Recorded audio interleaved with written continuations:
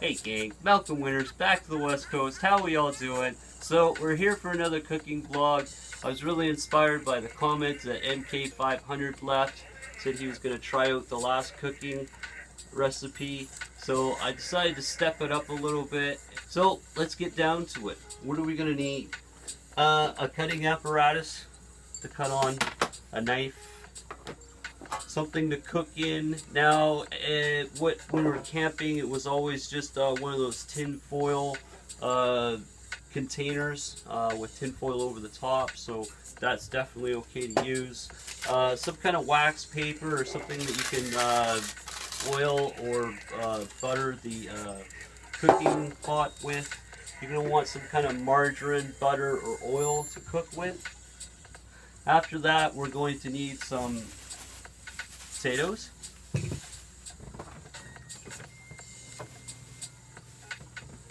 an onion, a carrot. I have a nice mixture of garlic, pepper, and salt. So it's all three mixed in there. Of course, I really like the dill, and definitely suggest, of course, lots of garlic. So first thing we're going to be doing, I've already washed up, my hands are washed.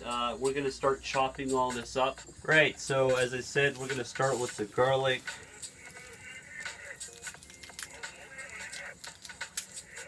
Now for 2 potatoes, we'll make basically a full dish. Should be good if you were making a full meal for about 4 people. It would make a small portion for each person.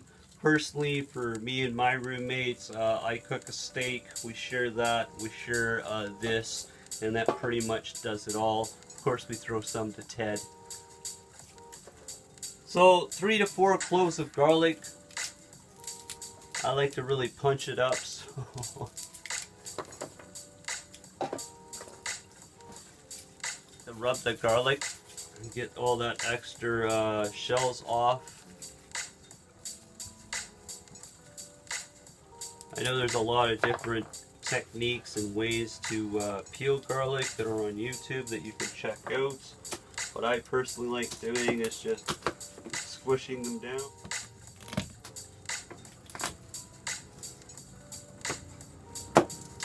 Cutting off the ends. And as you can see, the shells just basically peel right off. You can even pinch them on the end there and it just kind of comes off. Take that all and set it over in the pile of schmuck.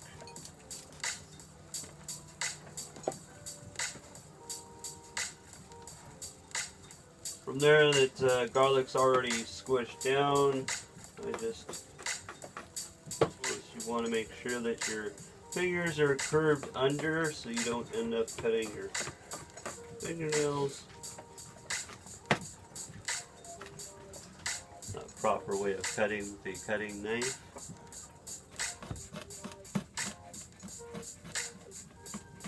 Now, I always do this dish more as a rustic type of dish. I like it chunky, I like it bold.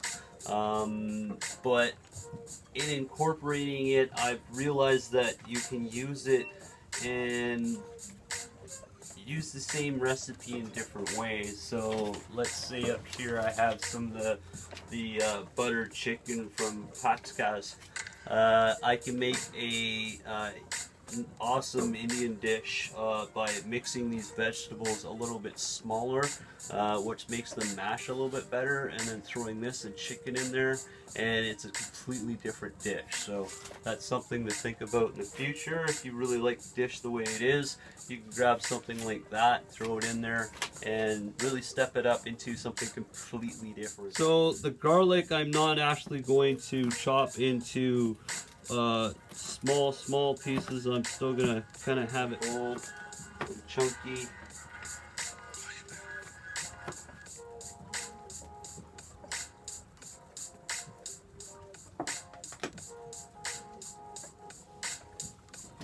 One of the things I like to do is also have a strainer around or a bowl to put all my cuttings into, especially once I start washing off the potatoes and stuff like that. I'm going to want to have a strainer, so I usually just have that sitting in the sink.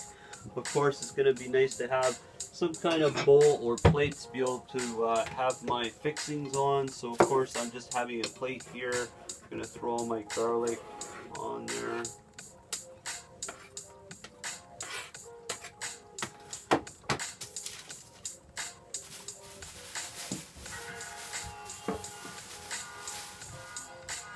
Now, like I said, I want it kind of chunky. I want it not little tiny pieces. It's going to add to the texture of the dish.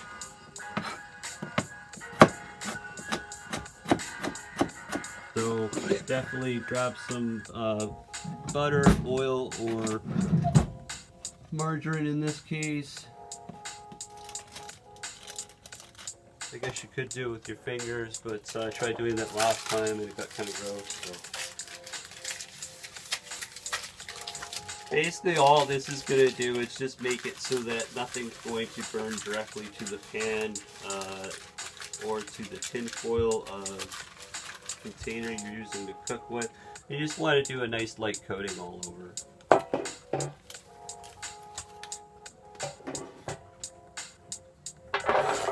Throw all those carrots in there. Gonna move on to the onion. Now with an onion like this, there's different ways to be cutting it. Cutting it this way so that I would get little squares out of it. Once again for the texture, and once again for the rustic looking type of dish that it is.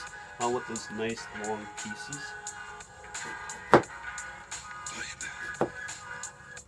So like I said, this dish is nice and easy. You don't need to be a chef or some kind of special cook. You're literally just cutting it up nice and chunky. You're going to break it up with your finger and throw it in there. Now the onions, the whole dish basically turns into a flavorful mix of everything that you're putting in there. So if you're not into onions and stuff like that, it's not that the onions, you taste them once the dish is done. It's more that they just add flavor to the whole dish itself.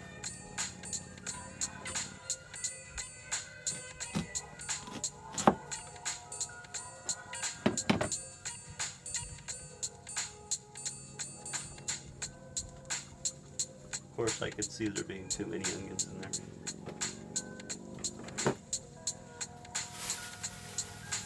Right, so we're going into the potatoes.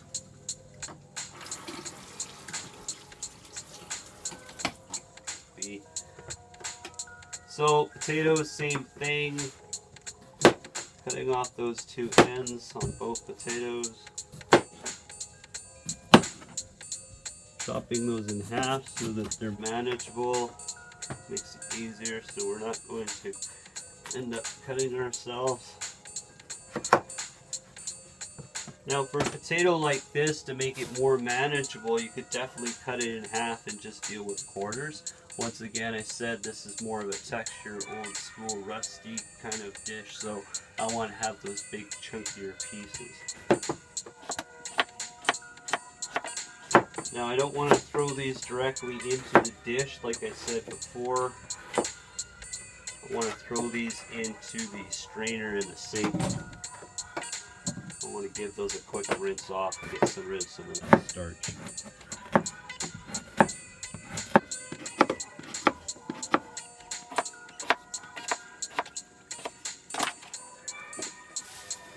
Give those a quick rinse off.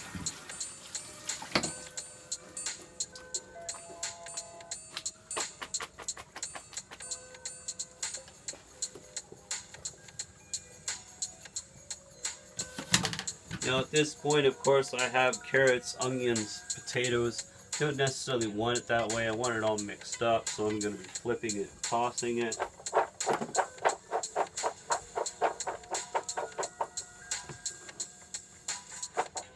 Of course, doing it that way, you can just basically flip it halfway upside down. It mixes everything up perfectly. Now we're going to be throwing in some of those spices that we were talking about. So we're going to grab those chunks of garlic and just throw those on top. Let them fall down in between the cracks nicely. Grab some of that dill. A nice healthy amount of dill on the top there.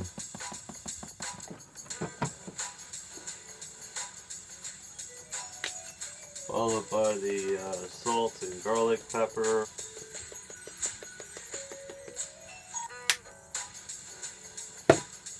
Now what I really like throwing in there is some thyme, of course. Brings out that camp flavor. And of course some rosemary. Now what I like to do with the rosemary is just such those big pieces of what I think are pine needles. I like to just put them in the palm of my hand and use my thumb to crush them up. And of course I'm just going to sprinkle those on the top. Those all fall down between the cracks. Give it a good shake, get that stuff all mixed up in there. Now of course we're going to want to throw on some of the cooking oil, the butter, the margarine, and try and mix it in there as much as possible. And we're going to cover it with some tin. Now I've actually gone and cut up some margarine cut up because I knew it was going to end up like this. I didn't want to sit here and try and cut up margarine in front of the camera. So I have some pre-sliced margarines already cut up.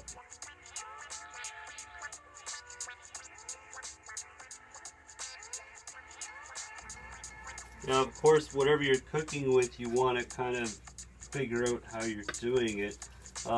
With the margarine, it's going to melt down as long as you're giving it a good shake every once in a while. It should be good. Whereas if you're putting oil in there, you want to make sure it gets over all of it and gets it nicely mixed in. So basically this is how the dish is going to look there.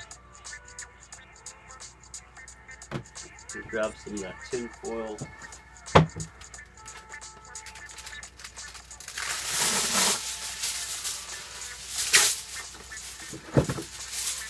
That on top.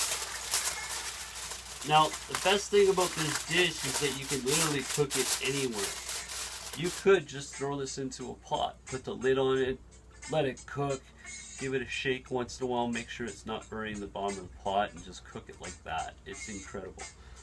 Otherwise, on top of a cooking stove, on top of an element, in the barbecue, especially in the barbecue or just in the fire pit, you just throw that right on the fire, on the coals.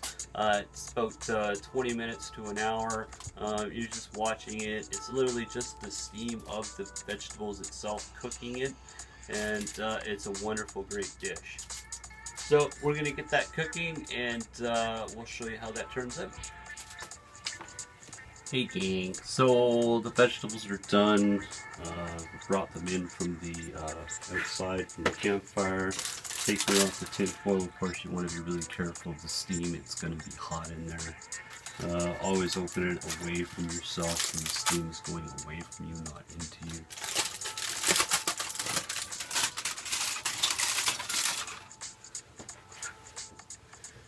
Should put in the steaks by now. Just turn the oven on. Gonna get those in a minute. So as you can see, actually probably even cooked those a little longer than what they could have been.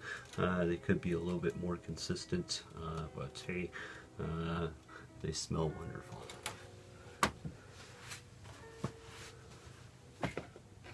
I like a little more butter in there, so I'm gonna throw some more butter on there.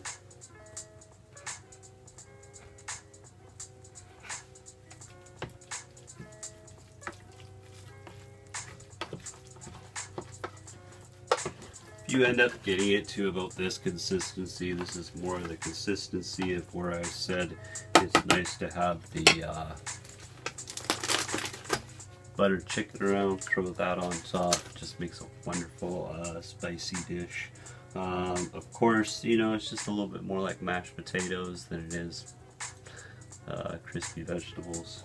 I'm going to throw in those steaks now.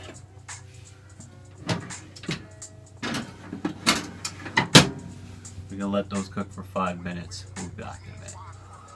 Alright, we've had that going in the broiler now for about 5 minutes on the one, well, 4 minutes on the one side, and about 3.5 on the other. I'm going to be pulling those out.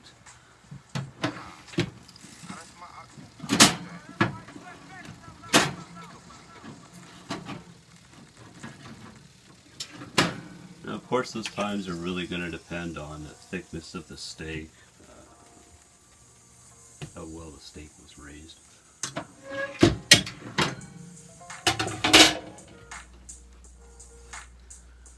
You always want to let a steak just sit and soak in its juices.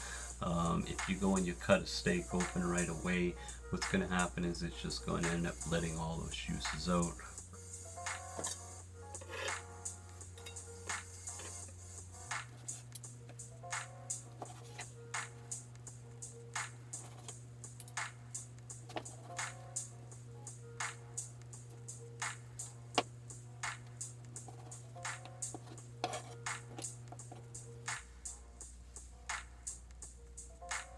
I've got in the habit of cutting up all my meat. I'm not sure why.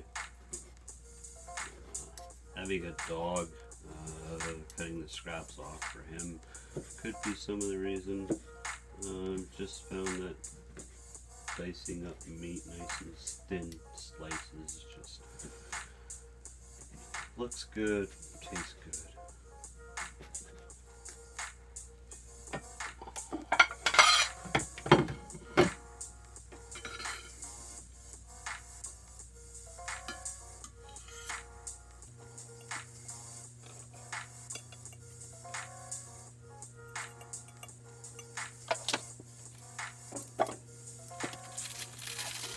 So as you saw, I had the vegetables on top of the oven, keeping them nice and warm.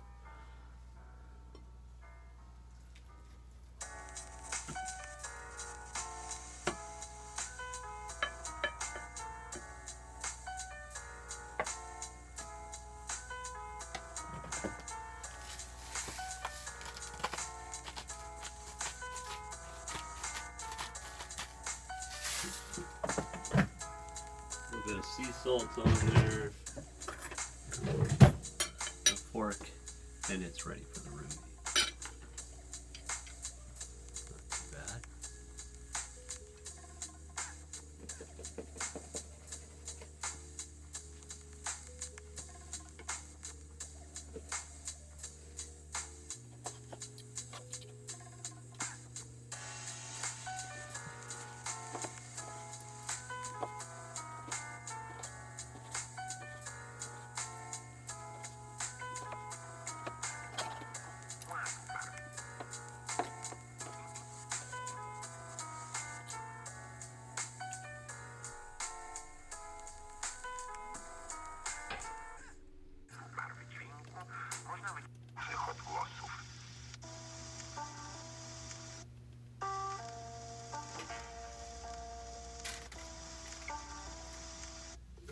Hey gang, thanks for watching.